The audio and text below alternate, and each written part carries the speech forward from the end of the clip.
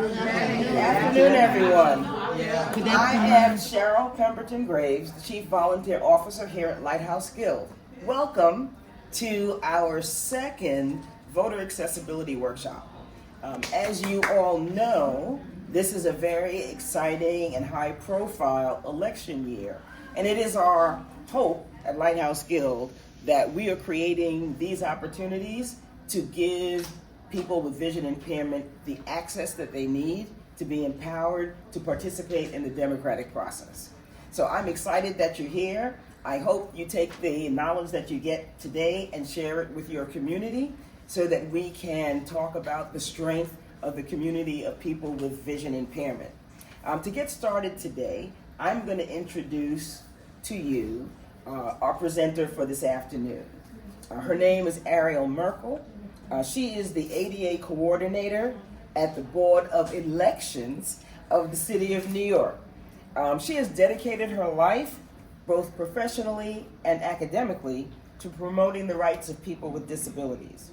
In addition to her work at the New York City Board of Elections, she has been a disability integration advisor for FEMA, and she has also led numerous disability rights projects with the United Nations. So we have a heavy hitter here today to talk to you and empower you and give you the information that you need. So without further ado, I'm going to turn the floor over to Ariel to begin the presentation. Ariel.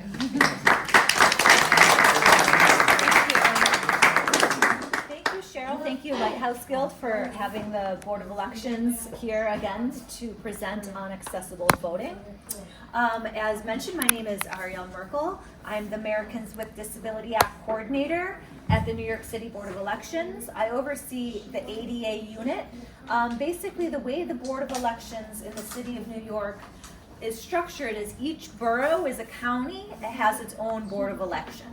And then there's a larger general office that kind of makes sure that all of those 5 offices are doing similar work. I work in that office, oversee the ADA unit. Some of our staff is here. You'll meet them outside to help register you to vote or sign up to be a poll worker or request a ballot.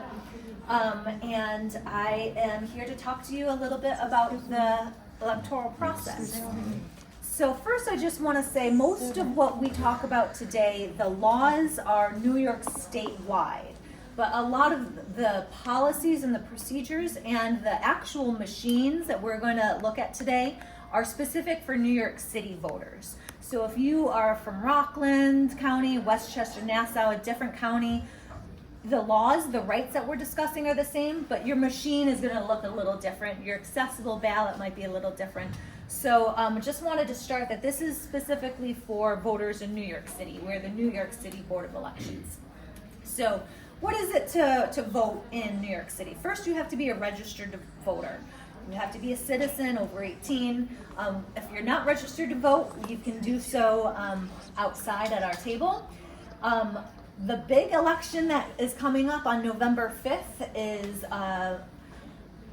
going to be a very busy election, and so we want to just kind of explain some of the processes here. So Election Day is November 5th this year, and we will have over 1,200 poll sites throughout the 5 boroughs that you are available from 6 a.m. to 9 p.m. for you to vote. I forgot to mention previously, you're assigned to a specific poll site. So depending on where you live, your ballot, even if I move from 9th Street to 10th Street, my ballot is different. I'm in a different election district, just moving a block. And so I'm assigned to a different poll site. It's important that you check to see where your poll site is before Election Day. In addition to Election Day, we have early voting, which is 9 days of voting. And we have over 100 sites for early voting that are open 9 days prior to every election. And if you're unable or not interested in actually going to a poll site, you also have other ballot options that we'll discuss today too.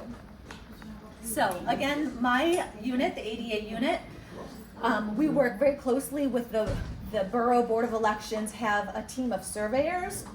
They're going out to all 1,200 of those sites measuring the lip at the door, measuring the width of the door frame, listening for audio tones in the elevator, making sure that the ramp isn't too steep, making sure that the handrails are secure, the whole process from the sidewalk all the way into the room. Which door do I use? Which hallway? Is the hallway wide enough for me to make a turn?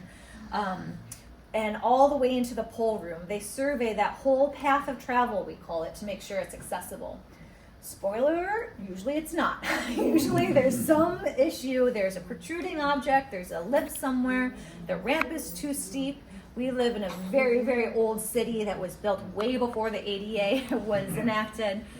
So we have to do a lot of temporary resolutions to fix those problems. I say temporary because we don't own all of those poll sites. We don't own the schools, the YMCA, the libraries, all of those locations that you're voting at. So we can't rebuild the elevator shaft. We can't widen the door frame. We can't do permanent alterations to these sites. So we need to find creative solutions to make sure that from 6 a.m. to 9 p.m. it's accessible. Might not be accessible the rest of the year. We also provide poll worker accommodations. I know I had several conversations about people who are or interested in becoming poll workers.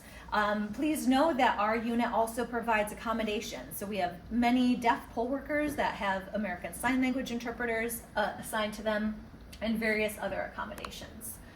And lastly, we're going to discuss today about the accessible voting process. So once you get into the door, you're in the poll room, how do I vote?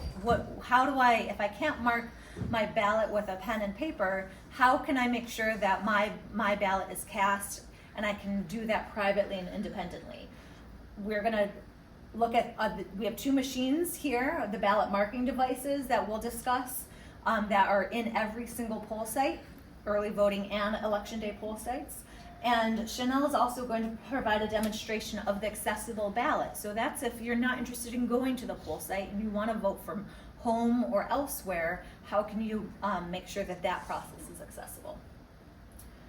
So I'm going to, I think that I might have skipped a page.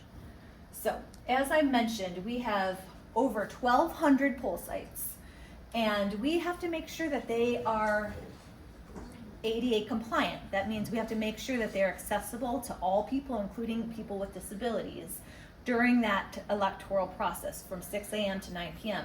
We deploy temporary ramps and mats to over 600 of those 1,200 poll sites. That's about half of our poll sites require some kind of metal ramp that's installed over a step at the door, or a mat to cover broken concrete, or all kinds of different temporary resolutions, including the image I forgot to mention last time is of a vertical platform lift.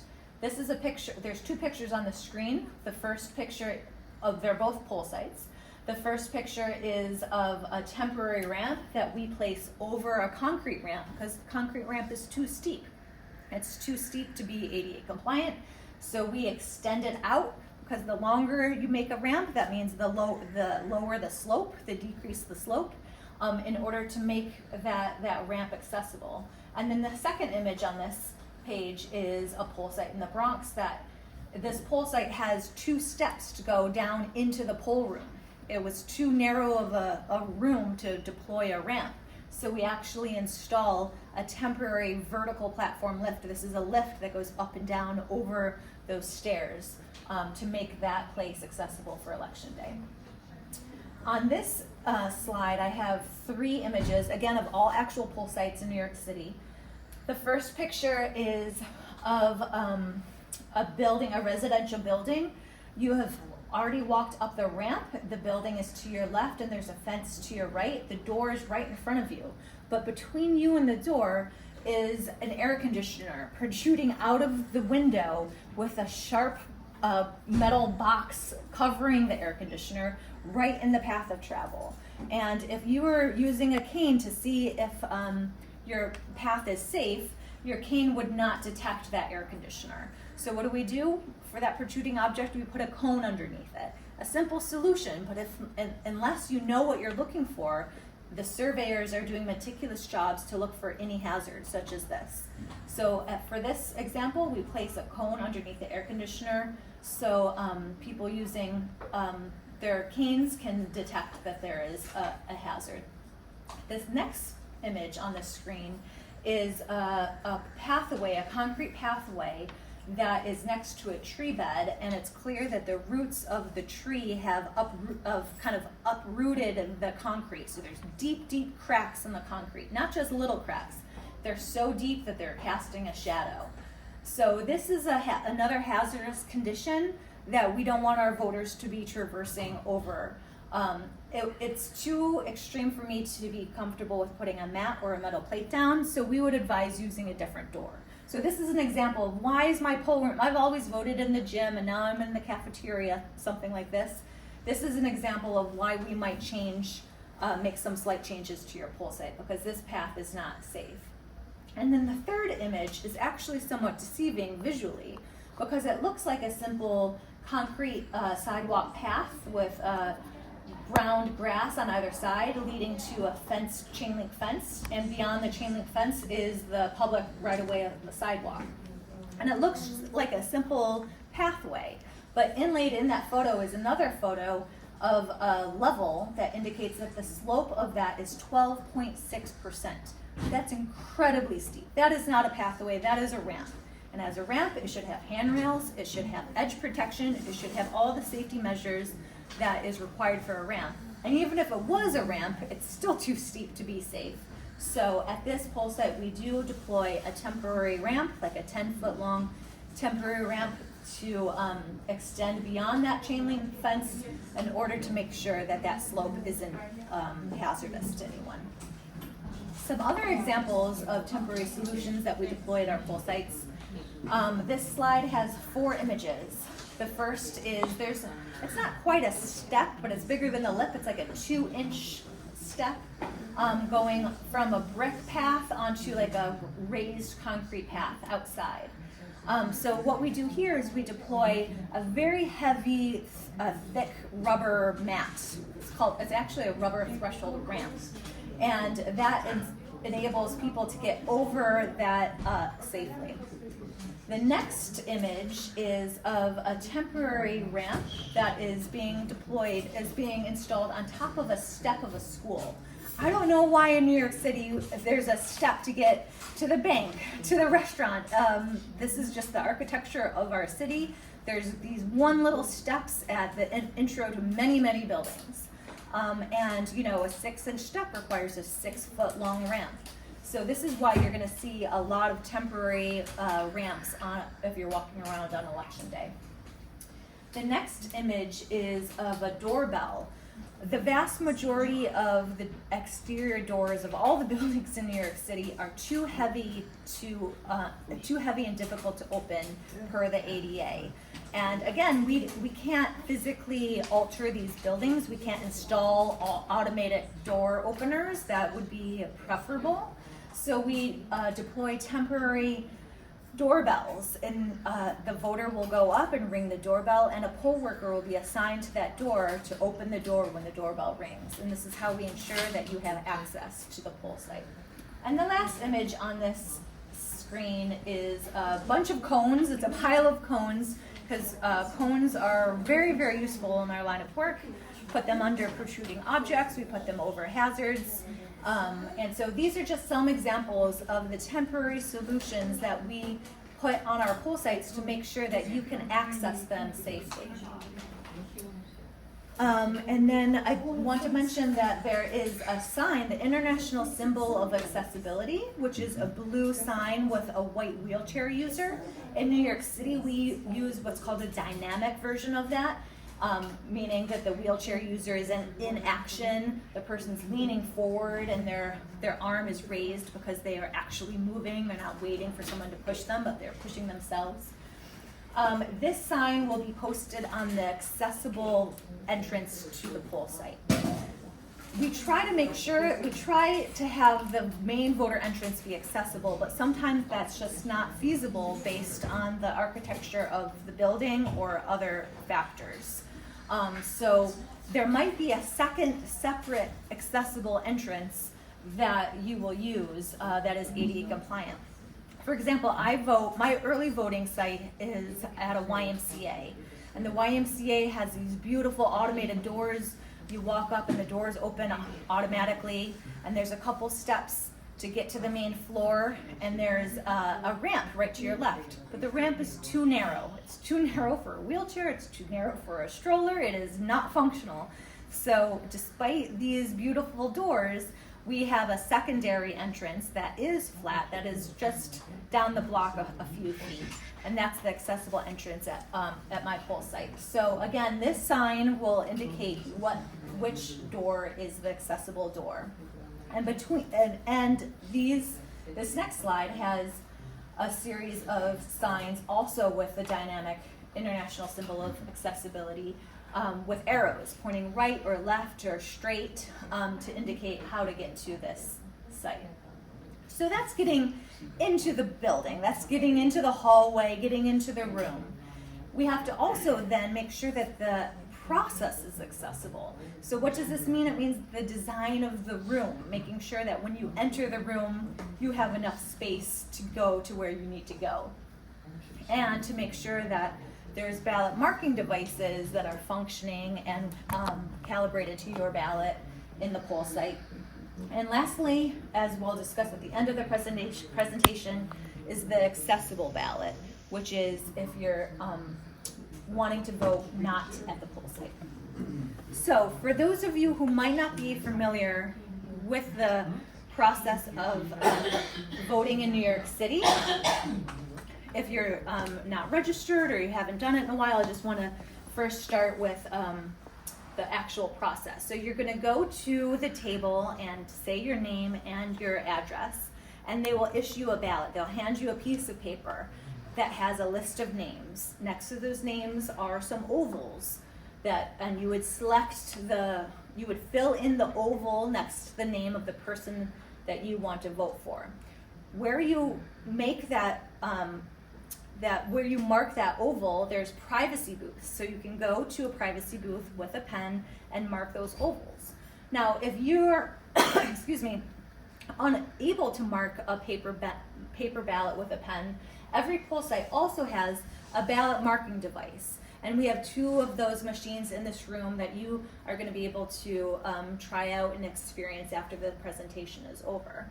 The ballot marking device, all it does is mark those little ovals for you. You can listen to the ballot, you can read the ballot, and make those selections on the machine, and it will mark those ovals for you, and it will it will give you the ballot with those marks printed.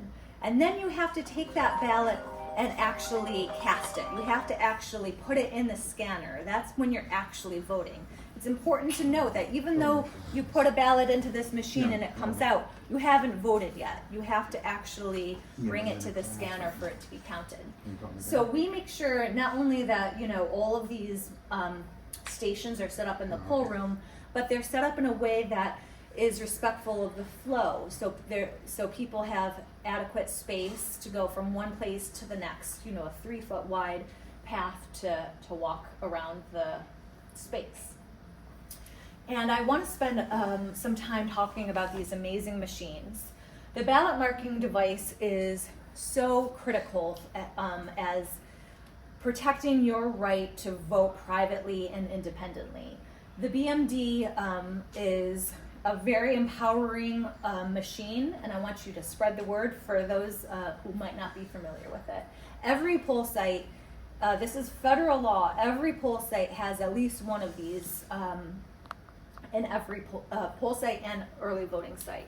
Many sites have 2 if it's a very large site. And the BMD that we're gonna see today is made by ES&S. It's called the AutoMark. It has a lot of really empowering accessories and accommodations to it. First, it is a large screen that has the ballot displayed visually, and you can zoom in to make it larger. You can make it high contrast, meaning white text on a black background. And also importantly, you can plug headphones in and listen to the whole ballot as an audio file. And it will be in all of the languages of that ballot. There's also a rocker paddle, which is my favorite device that I'll show you shortly, and the sip and puff. So these are all the different accessories, adaptive accessories that are on the ballot marking device. And I want to stress that the BMD does not print your ballot. Your ballot that you are issued at that table is the same as everyone else's ballot. All it does is mark those ovals, just like a pen does. It's just basically a pen. It doesn't scan your ballot. And I want to stress the importance of the ballots all being the same, because this is how we make sure that your vote is private. You know, if the ballot was in Braille or a large font, we could tell that a person with a visual impairment voted for this person. And your ballot needs to look like everyone else's ballot. All the ballots in the poll site, or all the ballots in the election district are the same. And so this machine enables you to mark the same ballot that everyone else has, so there's no there's no identifiable marks on it. So now I'm going to just kind of go one by one about the different features of the BMD. The first is the large screen. Now it's a touch screen, so you can click on the name of the person you want to vote for. You can use your finger. There's a stylus you can use. You can use a prosthetic hook. You can use a pen. You can use any device that will mark that ballot. It's like it's a touch screen. And next to the screen is a keypad that has several different buttons, all of which are also in Braille. The top button, there's a triangle pointing up and a triangle pointing down. That is going up and down the ballot. That's how you go up or down the list of names. In between those is a square that says select. That's how you select the name you want. You know, you can go up and down and listen to them all, or if you just heard the name that you know you want to vote for, you push that square centered button that says select. There's going to be a lot of different things on the ballot. It's not just the president, it's Congress, it's Senate, it's state Senate, it's assembly. So there's going to be a lot of different races. To go to the next one, you push the button to the right, which is a triangle pointing to the right. And if you want to go back to the one that you already looked at, you go back. So up and down, left and right, and in between all of those is a square select button. That's the main panel. And then to the right of that, there's excuse me, the top button is a diamond that says screen. And this is an important button for privacy. If you push the screen button, the whole screen turns black. So there's no visual indication of what you're selecting or what you're seeing. So if you're listening to the ballot and you don't want your nosy son looking to see what you're doing, you push that button and you know no one can see what you're doing, only you are listening to it. And if you're having trouble and you want the poll worker to come and help you, you push the button again and then they can see where you are and help navigate through that. But that's a really empowering, simple button to darken that screen. The next button below that is a circle that says repeat. That's pretty self-explanatory. It just repeats what you just heard. And then below the circle are tempo and volume. And I should say that when you listen to the ballot on the BMD, it starts out really, really quiet. So the first thing you want to do is find that volume and go up, up, up, up, up, up, because it starts very quiet. And you can also increase the tempo if you're used to listening to double time or what have you. That's an option as well. And all of those audio features are going to be in all the different languages of the ballot. Where I live, my ballot is in English, Spanish, and Chinese. So once I insert it into the BMD, I can listen to the whole thing in those languages. In Queens, you might have up to English, Spanish, Chinese, Bengali, and Korean. It depends where you live, what languages are available, but the BMD will only provide the audio if the paper ballot is in those languages. And when you're listening to the ballot, we provide headphones with covers. But if you're interested in bringing your own headphones, that's perfectly acceptable. It's a standard jack. And again, I would advise you to start with the volume and tempo. And the screen button is critical. And now I want to use the rocker paddle. This is my favorite accessory to the ballot marking device. It's a simple paddle. It's about the size of a large cell phone. It has two simple buttons on it. The button on the left says no, which is also scroll, and it's also in Braille. So that means when you're listing all the names, Cheryl, no, Chanel, no, Ariel, yes. This is how you choose the name that you want. The button on the right says select and yes, and this is how you make your selections. So you navigate the whole ballot with these simple two no and yes.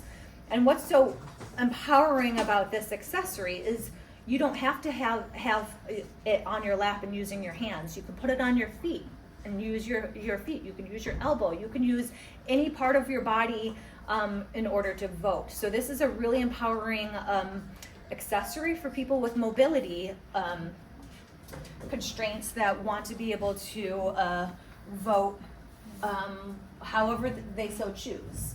And compared to a simple, I'm on the right page. Okay. Similarly, which is even more incredible, is the sip and puff device. If you're not familiar with the sip and puff device, just like the rocker paddle goes yes and no, simple binary yes or no, the sip and puff uses your breath. So sipping, breathing in is saying no, breathing out is how you make your selection. So it's a device that is inserted into the BMD. The poll worker would help put a brace around your head, and then the sip and puff would go into your mouth. We have sterile sip and puffs available at every poll site. You're welcome to bring your own. This day and age, most people prefer to use their own, but we do provide them for voters who might have forgotten it. And I think that this is so incredible because if you can breathe, you can vote. All you have to do is breathe in and breathe out, and you can navigate this entire ballot and make your selections. It's a really empowering accessory. So I have a couple websites that I'm happy to share with you. We have information about the BMD on our website, and we actually made this incredible video that I encourage you to watch explaining how to use the BMD. And we used all actors with disabilities to really show what that experience is like for them using all the different accessories. So that is the BMD. Also in the poll site, if you are wanting to vote with a piece of paper on it with a pen, you would go to the privacy booth. We also have an ADA privacy booth. This is a booth that is wider and lower than the standard privacy booth. So if you need a little bit more space, take a look for that. Every poll site has at least one, and again, it's marked with the international symbol of accessibility, that wheelchair user. Next, I want to just kind of go over, I've kind of sprinkled it in, but I want to stress some of your rights as voters. So if you are having difficulty filling out your ballot or with any other questions, you have a right to have a bipartisan team assist you. Bipartisan means that would be one Democrat, one Republican with you to help you through the process or any questions you might have. You also have the right to bring someone that you trust to mark the ballot. So this might be your son, your sister, your grandfather, your friend. Whoever you want to come help you is welcome to help you. They just cannot be your boss, meaning your employer. They can't be your union boss. They can't be a candidate on the ballot. So in order, you'd be surprised. So in order to permit that person to come and help you, they just have to sign an oath saying, I am not I'm not Chanel's boss or union boss, a poll watcher, or a candidate. And as long as they sign that, you can have anyone you want coming in to help you. They don't have to be a citizen. They can be anyone you so choose. But critically, you don't have to have anyone help you. You have a right to vote privately and independently. Furthermore, if you know of someone who is permanently disabled such that they are never going to be able to go to a poll site, your grandmother is never leaving her home, she is not going to be able to go to a poll site, she can apply to be a permanent absentee. So this means that the ballot is mailed to her for every election that she's eligible for. She doesn't have to apply for each election. She has to state that she has a permanent disability and she wants to be a permanent absentee, and we will mail her a ballot. So the accessible ballot is, again, an accessible version of this process. This means that it's similar to making your own cell phone or tablet or computer into a BMD. If an eligible voter applies for an accessible ballot, you're going to receive an email that has the link with an electronic version of your ballot. And then you're going to use your own home adaptive technology, your own screen reader, JAWS, whatever you're using to navigate the ballot portal and make your choices. There's a couple quirks about this process just because of where we are with the current state of election law, but you have to print your ballot. You can't return the ballot electronically to me, even though I'm sending you the ballot through email. It's blank. It lists all the names. You can't return it to me saying, I want this one. That is not how the electoral process works in New York State. We need you to print off a piece of paper and return it to us. There's a couple different ways that you can return it that we'll discuss, but basically we're gonna send you envelopes that you'll put the ballot in, and you can either drop it in the post office or a mailbox, or drop it off at a poll site, an early voting site, or at our offices. And it's important to note, I mean, there might be some lines on November 5th, and you don't have to wait in that line if you're just dropping off your ballot. You just tell everyone, I'm just dropping off my ballot. The ballot box will be somewhere near the front of the room. It'll have Braille on it, and you'll be able to drop it off without waiting. So how do you apply? We can assist you right out front to apply for a ballot. The accessible ballot, the last day to apply is October 26th, so you still have some time. You do have to be registered to vote first before you apply for a ballot. So unlike the BMD, anyone can use the BMD. I use the BMD. I encourage everyone to use the BMD because I think it's an empowering tool. With the accessible ballot is only for people with print disabilities at this point in time. That means that you have to have a disability that interferes with effective reading or writing or use of print material. So that includes blindness, low visions, learning disabilities, physical disabilities, dyslexia, etc. Those are the voters that are eligible for the accessible ballot. And you would, we're happy to help you through that process to request it. After you've requested the ballot, you're going to receive an email from us. The email is going to come from accessibleballot@boenyc.gov, and it's in the body of the email is going to be a link. You're going to click the link, and it's going to take you to a page, a ballot portal. And again, you're going to confirm or attest, certify that you are a voter with a disability, and you will only be able to access this if you've requested it. And you would enter your name, your first name, last name, and your birthday as they appear on your voter registration record. So if you just got married last week and you changed your last name, but we don't know that of your new name, it has to be the name that you used when you registered to vote. If it's hyphenated in your voter reg, it has to be hyphenated here. And then you're going to make your selections. Chanel is going to show us that shortly. And you would confirm your selections to make sure it's accurate. And very importantly, you have to print your ballot. You cannot email it back to me. That is not going to count for several reasons, but it's just the law of the land these days. So how would you return it? After you printed the ballot, I'm going to send you 2 envelopes.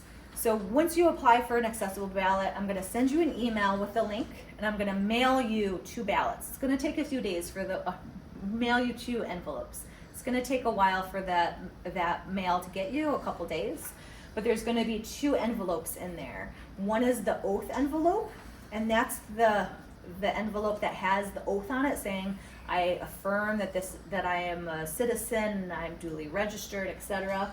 You'll know that that's the oath envelope because it has the Braille X on it. That's how you know where to sign.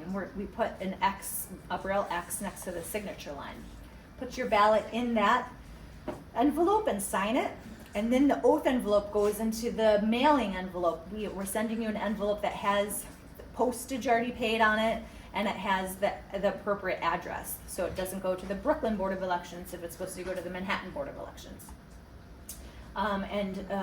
You can pop that into the mailbox or drop it off at a poll site. And there's an option to print those envelopes too after you print your ballot. That's a little bit more tricky, but it's an option if you so choose. If you can't find your envelopes, happens sometimes, give us a call, send us an email. Our number and email will be listed in the email that you receive, and we'll send you new envelopes. So as I mentioned, you can return the ballot by dropping it off at any poll site. It doesn't have to be your assigned poll site that you drop it off at, or you can mail it through the Postal Service or deliver it in person to any of the Board of Elections offices. And then, interestingly, you can also track your accessible ballot. You can see where in the process it is on our website. You can track to see, yes, it's been received by the post office, but not by the Board of Elections. Yes, it's been received by the Board of Elections and determined to be valid, or received by the Board of Elections and it's invalid, we're sending it back to you because you forgot to sign the envelope or something. And you'll get a letter explaining why it's coming back to you. So that's another empowering feature that you can actually track the status of your ballot. And I want to emphasize some very important dates. In case you haven't heard, we have a big election coming up on Tuesday, November 5th. Polls are open on election day from 6 a.m. to 9 p.m. It's a long day. And early voting will be the weekend before that, the 2 weekends before that, and the week between, 9 days, starting Saturday, October 26th, and going through November 3rd, Sunday, November 3rd. The first day of early voting is also the last day to register. So if you're not registered to vote, you have until October 26th to register. And the last day to apply for a accessible ballot is Monday, October 21st. So what are you voting on in November? The top of the ticket is going to be the President of the United States, and you're also going to be voting for your U.S. Senator, U.S. Congress, and then next you have state level positions, New York State Senate, New York State Assembly. Depending on where you live, you might have some judges. And then you're going to probably have at least 6 propositions. One of them is a statewide proposition, which is an amendment to the New York State Constitution. It's called the Equal Rights Amendment, is going to be on this ballot. And then 5 additional propositions that are citywide that are amendments to the New York City Charter, which is like the Constitution of the city. So it's going to be a long ballot. So remember to flip over to see what's on the back of your ballot. Flip on both pages. Some of the ballots, like mine, will be 2 pages long. When you insert it into the BMD, it doesn't matter if it's up or down or left or right. You don't have to worry about how you insert it into the ballot marking device. And I have a list of resources I'm happy to share. Basically, all this information is available at the table outside, where Rob and Maya are working to check to see if you're registered to vote, how to find your poll site. We're still finalizing some of that information, so if your poll site isn't listed yet, just give us another week or so, or to request a ballot. So I think that we're going to go into an accessible ballot demonstration now. Okay. So Chanel is going to show you, if you request an accessible ballot, what it sounds like. We're going to listen to it with JAWS, right? Yes. We're just going to give her just a moment. She's switching the monitors so that you can, those of you who can see are able to follow along. Okay. So first thing I've done here is I've opened up the link that they will have sent you in your email. So obviously for privacy reasons, I don't have my email open, but I've opened the link and this is the page it takes me to. The first thing it's going to ask me is to pick a language. So I'm going to go ahead and start moving down using my arrow keys. QA mode is enabled. Link click here to exit QA mode. Link skip to content. Now skip to content is an important button to notice here because by clicking it, you can skip all of the stuff at the top, all the links, all the random information that you are interested in, so you can get to the actual ballot, the meat of the of the thing you're working on. So we're going to hit that with enter. Enter. Select a language. Heading level 1, select a language. So now I'm actually where I can select my language. I'm going to scroll down with my arrows again. Link English. I hear English, so that's what I'm going to click with my enter. Enter. English link. Loading page. Loading complete. Link technical support. Page has one region. What QA mode is enabled? All link click here to exit QA mode. Link skip to content. Hitting skip to content again. Enter. Main region. Welcome voters heading level 1. Okay, so now, as Ariel mentioned earlier, this is where we're going to have to verify that we are a print disabled individual, that we understand what we are agreeing to by using the accessible ballot. So I'm going to go ahead and scroll through and let you guys hear that. This site is provided to eligible voters in New York City with disabilities to ensure you have secure and accessible access to your ballot and ballot materials.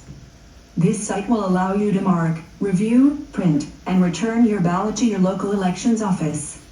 Please review the statements below and certify that they are true before proceeding to the accessible version of your ballot. List of 2 items. Bullet: I declare that I have a print disability, which means any disability that interferes with the effective reading, writing, or use of printed material, and that such disability prevents me from being able to independently cast a paper ballot without traveling to a board of elections and using a ballot marking device. Bullet: I understand that my selections marked by this system must be printed by me and submitted to my local board of elections using the official return envelope. I may use either the return envelope that was mailed to me or the foldable envelope template provided by this system that I will print, fold, and mail. Ballots must be postmarked by election day. List end. Note that you are required to print the ballot at the end of this session. Please ensure you have access to a printer. You may use paper of any size. I certify that all of the above are true. Checkbox not checked. So now I'm going to hit the space bar to check mark this. Space. I certify that all of the above are true. Checkbox checked. To clear checkmark, press space bar. I certify that all of the above are true. Go back button. Continue button. I'm going to hit continue. Enter. Continue button. Click this button to continue to the next page. To activate, please fill in the fields below to find your ballot. Okay, so now I'm on the next page, and here I'm going to put in my information. Now, because this is for a demonstration, I'm not going to put in my actual information, but here you would normally put in your name and your birthday and things like that. First name. First name edit required. Demo. Last name edit required. Voter. Type. Birthday group. Month combo day combo box. 1. To year combo box. 19. Continue button. And Click this yep, button to I'm going continue to the enter. Voter lookup document. Continue. All right. So now QA mode is enabled. Link click here to link skip to content. I'm going to skip to content again. Enter. Main region. Select an election heading level 1. So here's where I'm going to now select my ballot. Please select an election from the list below. Select button. Demo election. So you hear that it says select before it actually tells you what it is. Now that I've heard the ballot, I'm going to go back up to hit the select button, because if I just hit enter here, it's not going to do anything. Select button. Enter. Select button. To activate, press enter. Voter lookup document. Main region. Ballot marking heading level 1. Your ballot is presented below. To vote for a candidate whose name is not listed on the ballot, the candidate's name in the space. If you have any questions, please contact the Board of Elections in the City of New York. Approved. Heading level 2 official ballot. Heading level 2 election : demo election. Heading level 2 election district : 909. So here it's going to start going into all the details about where you are, you know, what district you're in, all that stuff. I'm not going to sit here and make you listen to all of that, but that's always going to be at the top of your ballot. Heading level 2 assembly district : 1 of 5. Heading level 3 favorite ice cream. So now we are going to vote on our favorite ice cream. So again, this is a demonstration, so instead of a president, we're voting for ice cream, okay guys? It's for president. So we are going to see what our options are. Vote for not more than 1. So we can only choose one. So I like that it tells me I know exactly how many options I can choose, and I don't have to leave anything up for question. Favorite ice cream list of 3 items. I have 3 choices. Vanilla checkbox not checked. Chocolate checkbox not checked. Strawberry checkbox not checked. So we can see where we're at. All right, so Vanilla, who chocolate, votes or for strawberry? vanilla? Raise your hand if you vote for vanilla. We have 2 vanillas. How many vote for chocolate? Raise your hand. Well, strong. 1, 2, 3, 4, 5 for chocolate. How many for strawberry? 1, 2, 3, 4, 5, 6. Strawberry has it. Strawberry. Chocolate strawberry Okay. checkbox not checked. So I'm gonna hit check mark. Space. Favorite ice cream list. With 3 items. Strawberry checkbox checked. To list end. Link skip to bottom. 2 of 5. Heading level 3 favorite summer activity. So now we're gonna vote on our favorite summer activity. And by the way, if you heard as I passed it, there was a button that says link to bottom. The reason for that is that when we're doing our preview, if for some reason you go back to edit and maybe you just want to correct the very first question, when you want to go all the way back down to continue to go to the next screen, you don't want to have to sit there and scroll through all of this. So that jump to bottom is really nice. So let me continue. We are now voting for our favorite summer activity, Vote for not more than 1. and we can only choose one. Favorite summer activity list of 3 items. We've got 3 choices. Hiking checkbox not checked. So we have hiking, Fishing checkbox not checked. fishing, Sport checkbox not and checked. sports. So who votes for hiking? We have 1, 2, 3 for hiking. And who votes for fishing? 1 fisherman. And who votes for sports? 1, 2, 3, 4, 5, 6, 7, 8. Okay, sports. Sports has it. Fishing check sport checkbox not checked. Okay, space bar. Space. Favorite summer activity list. With 3 items. Sport checkbox not checked. Okay. To check press space bar. Checked. Okay. Group start write-in. Write-in checkbox not checked. So for the write-in, if nobody had liked any of these, and we said, okay, well, what do you like? And maybe one of you said dancing. We could have put dancing in here, or we could have written it right in, and that would have been our option, rather than one of their pre-selected options. Group and write-in. I'm sorry, what? Can I ask a question? What happens if I check the wrong thing? How do I then? I will get to that right after this, because that's actually going to come up next in the part of the presentation, if that's okay with you. All right, so I want to continue. List end. Link skip to bottom. 3 of 5. Heading level 3 favorite winter activity. So now we have our favorite winter activity, Vote for not more than 2. and now we can choose 2. Favorite winter activity list of 3 items. And we have 3 choices. So let's see what they've got. Skiing checkbox not checked. Snowboarding checkbox not checked.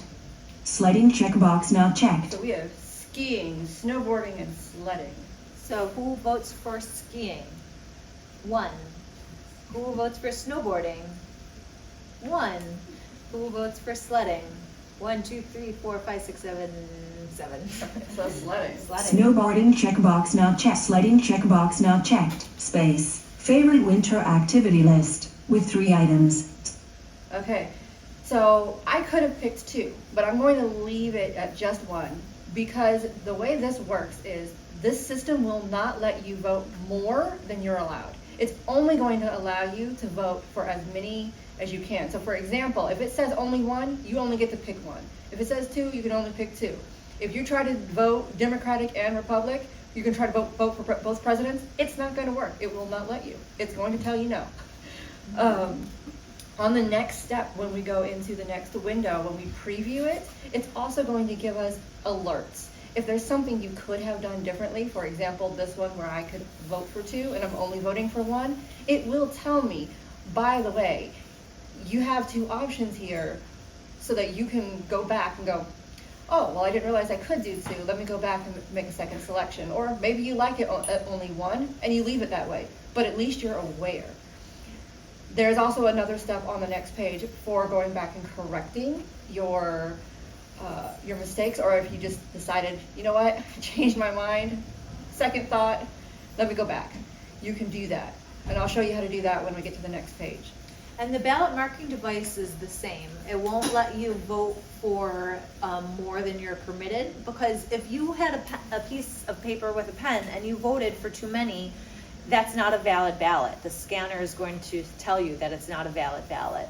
but the BMD is going to warn you before you even get to that page. It's going to deselect the first name and select the second name.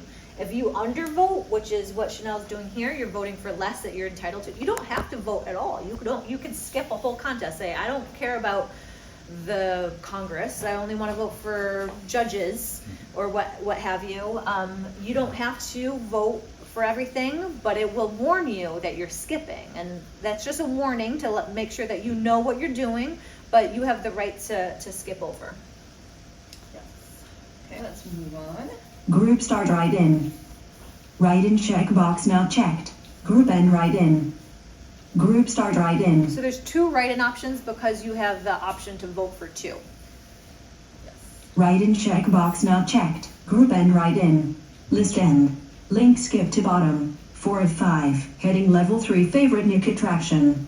So now we're looking for our favorite NYC attraction. And those of you who are familiar with screen readers know that NYC is pronounced Nick with any screen reader you come across. Vote for not more than 1. Favorite Nick attraction list of 4 items. So we can only pick one, but we have 4 choices. Central Park checkbox not checked. The Metropolitan Museum of Art checkbox not checked. Statue of Liberty checkbox not checked. Times Square checkbox not checked. All right, so who votes for Central Park as their favorite attraction? We have 1, 2, 3, 4, 5, 6 for Central Park. Who votes for the Met, the Metropolitan Museum of Art? We have 2. Who votes for the Statue of Liberty? 1, 2, 3.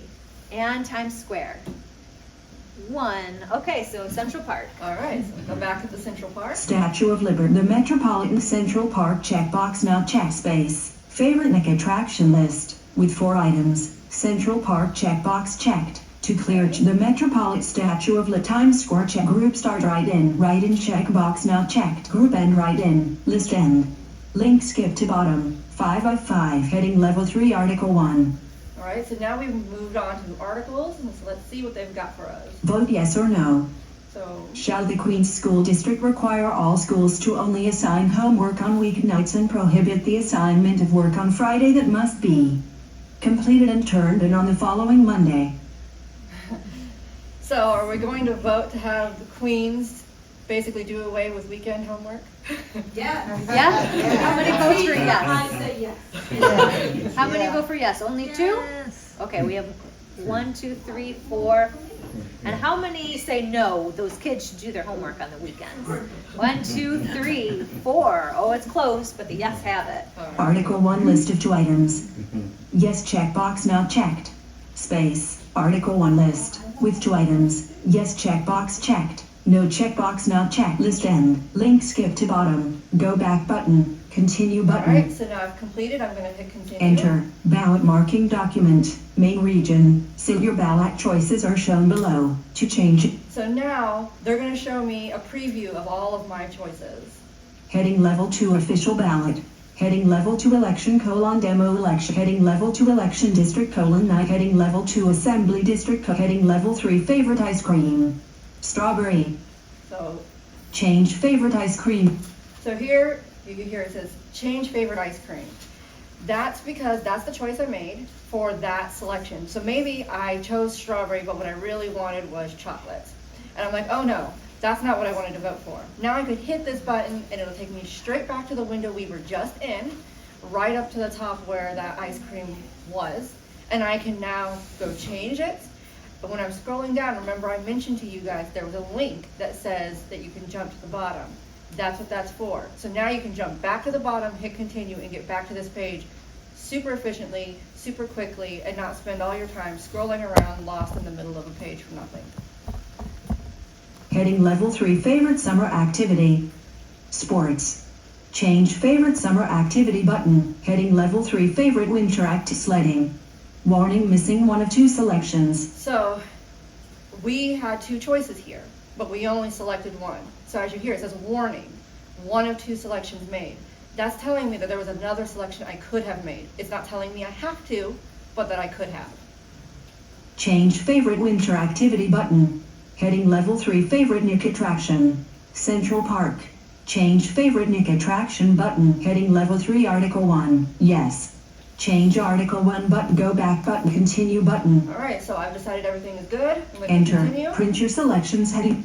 And now we are on the page that's going to give you all the instructions for how to print your accessible ballot. And it also gives you an option for saving your accessible ballot. So if you want to save it as a PDF file, put it on your computer, put it on your phone, send it in an email, whatever you need to do so that you can maybe get to a printing site or go someplace, maybe your Lighthouse Guild to come print it, or your mom's house, wherever it is you're going, that you know, so that you have access to a printer. That's how you can do that. Well, thank you, Chanel. So that concludes the demonstration of the accessible ballot. And before we break into groups to test the ballot marking device, if you'd like to so choose, opening it up for questions. Is there